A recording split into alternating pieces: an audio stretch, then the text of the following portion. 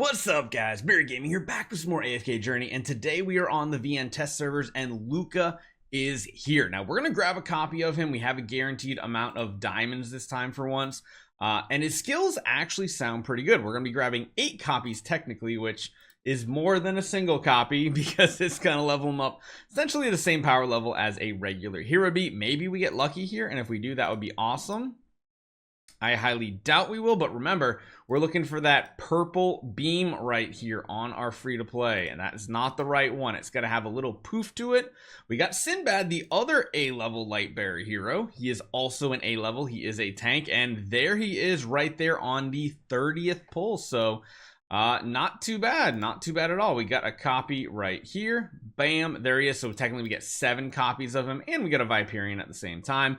Let's jump into his skills because my goodness, they actually sound pretty dang interesting. Might be a hero we use in a few different game modes. So let's get this Ascension going to Elite Plus, and then we can take him to Epic.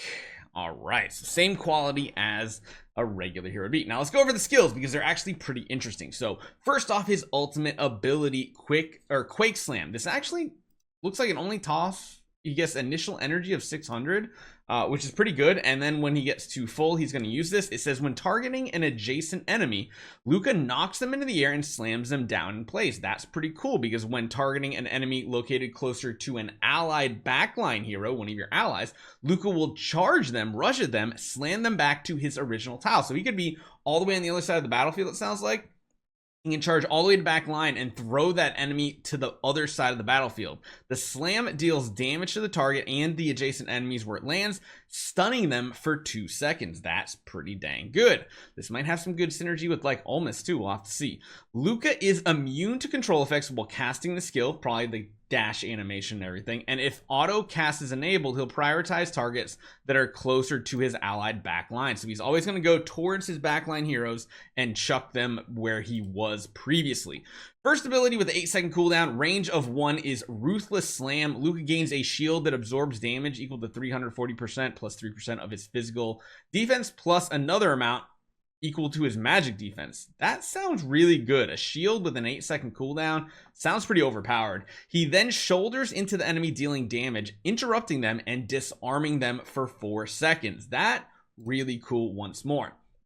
Courageous Call is going to be one really important thing if you build this hero to max. Courageous Call, Lucca unleashes a fierce roar, removing all dispellable debuffs from himself and reducing his damage taken by 25% plus 2% of his skill power for the next 5 seconds. So he also, not only does he have a shield, he has damage reduction. This skill can be cast while Lucca is under a dispellable control effect. So if one of those things that he's going to dispel is dispellable, he'll still cast this and take himself out of the CC, and it goes all the way up to 35% damage reduction, which is pretty dang interesting. Legendary Plus hero focus, more HP, sure, that's good, but Mythic Plus things get spicy. Lucca maintains a solid fighting stance, remaining steadfast during battle. If you don't know what that means, it basically means he cannot be knocked into the air, knocked back, or involuntarily moved. You can still be crowd controlled, but that's kind of where Courageous Call comes into play. Pretty interesting. For each ally placed in an adjacent tile behind him at the beginning of battle, he gains a shield equal to a percentage of that ally's attack. So putting damage dealers behind him is going to be pretty sweet. Allies supporting Lucca also receive a 5% boost to their attack as well. So that's where he might be usable in some of these game modes. We'll have to see. At level 2, it basically increases the shield value. At level 3, though, if at least 2 allies are placed to support Lucca, it expands the Ruthless Ram's area of effect to a 1-tile arc, which is interesting. That's this one here where he's going to gain a shield and then also shoulder the enemy, interrupting them. So that's going to be a 1-tile arc in front of him instead of just a single target, which is pretty dang interesting as well. And of course, at level 4, increases the shield further. Now, Supreme Plus, I said, remember, is important because Lucca recovers 15% of his HP when casting Courageous Call. This ability is on a 12-second cooldown, so not only is he constantly generating shields every 8 seconds, he's also getting damage reduction and healing. This hero sounds like he has the potential to be very, very meta. Like, extremely meta when it comes to this. So I kind of want to throw him in this team and see how he does. I want to put like you up the front. I kind of just want to go like a full support style type team with him too.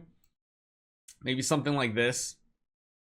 I want to see what his combat capabilities actually look like. So we're going to have a lot of immobilizing and grouping. Holy cow, that was actually too big of a hit. I think we're not at a deficit enough for this to matter on this count. Yeah, no, we are not at all. So what we're going to do is run something like this.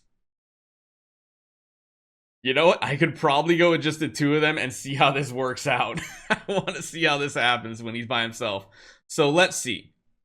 He has a stun there. He's got his damage reduction up. You know what? Actually, let's do something a little different. I don't want a healer with him. Let's actually just put the Ulmus with him and do a 2-hero team up right here and see how this works. So let's see. So he gets that shield right there. That's pretty sweet.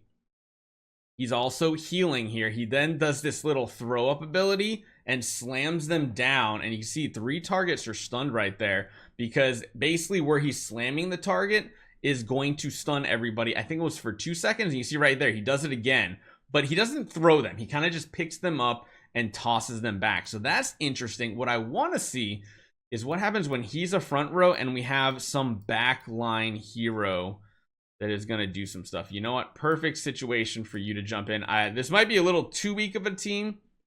We'll see. But when he uses his ultimate, it should charge the Salazar, right? Oh, he keeps getting stunned, but see, he's removing the stun on himself constantly with that ability of his. I wonder if I could throw in like you. Yeah, actually that, nah, I want heroes that are going to really show off his abilities.